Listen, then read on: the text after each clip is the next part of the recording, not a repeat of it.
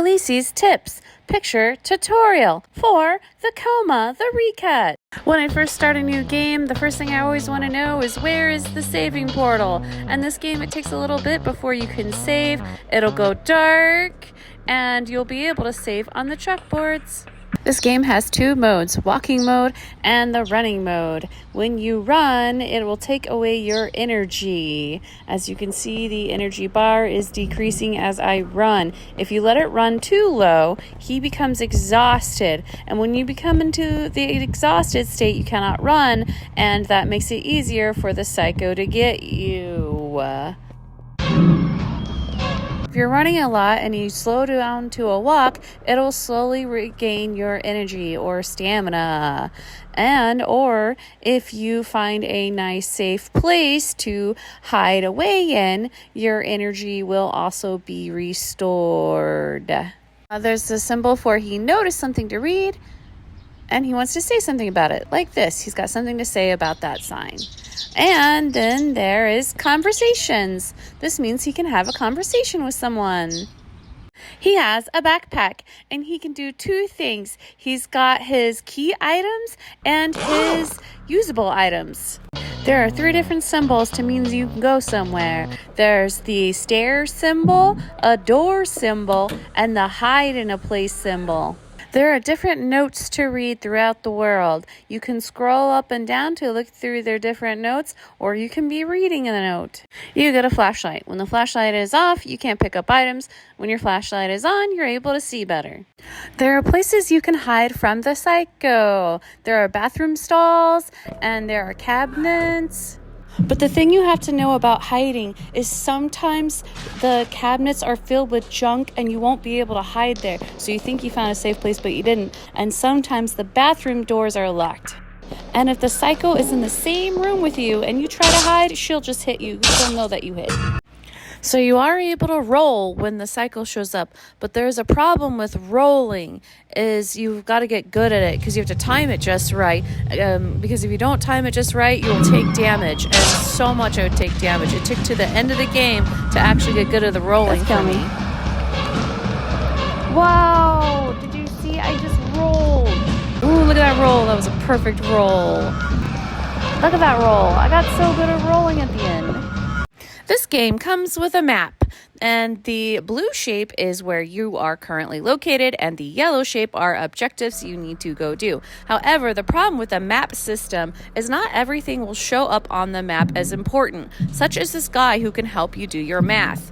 The one time I needed a hint in the game, the guide said, go see this guy to do your math problems. I could not see him listed on the map, and I had to hunt him down myself. So the map system isn't always perfect. There are going to be some things that are actually important or you may need to do, but it will not appear on the map. So there is an option to hold your breath, which will take some of your energy. And no matter how many times I tried to figure it out, I never understood the point of it or how to use it or anything. It was completely worthless to me. I didn't use it the whole game.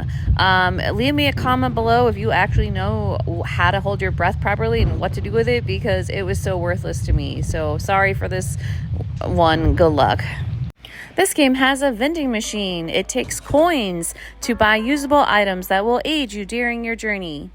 There are locked doors that you can unlock. You will need to find keys, passwords, codes, and you won't need to memorize codes or passwords, because as soon as you have them, the unlock symbol will appear. You'll be able to press and hold the button to unlock the door and go through the door. However, there are certain doors that will look like it's open and tell you it is locked. I was stuck here forever because I could not understand why the door was locked. I didn't realize it was to the right of the door and not on the door. So do watch out for that. You don't want to get stuck because you didn't realize it was to the right of the door. There is a little creature that can poison you. I call him Little Cthulhu. Now you'll see him around and he'll whack his poisonous tail at you. And if you get hit with his poison, you'll see that your heart is flashing green and red, and you'll have a drop above your screen that is green and red. And you will be poisoned until you take the antidote, which will stop your poison. There is a girl who hangs out halfway on the ceilings. I call her the falling chick. If she falls on you, she will take one whole heart from your health. So you gotta watch out in certain areas for the ceiling. There is a girl who will hide on the ground trying to slash you. This will cause slash damage, which will cause you to bleed out. This is what she looks like when she's on the ground plotting to slash you. See? And this is what it looks like when she actually manages to slash you. And also, the psycho can also cause slash damage. Now, when they cause slash damage, you begin to bleed out. You will see your heart flashing with a blood drop. You need to go find a nice, safe place where you will be able to open your backpack and you can use bandages to stop the bleeding. These are what I call the Silent Hill holes. They will take you to a whole new area by going through the hole in the door. There are objects that will create loud noises that will summon the psycho. Now, I have no clue why you would want to do this. I found this so frustrating the first time I did it, trying it out. And I wondered, what's the point in this? Leave me a comment below if you know what is the point of summoning her. Because the loud noise just brings her to try to kill you. Why would I want to do that? Thanks for watching. Maybe you'll watch more. Maybe the video on the left, maybe the video on the right. If you're on a mobile device and you don't see any videos on the screen, it's in the description.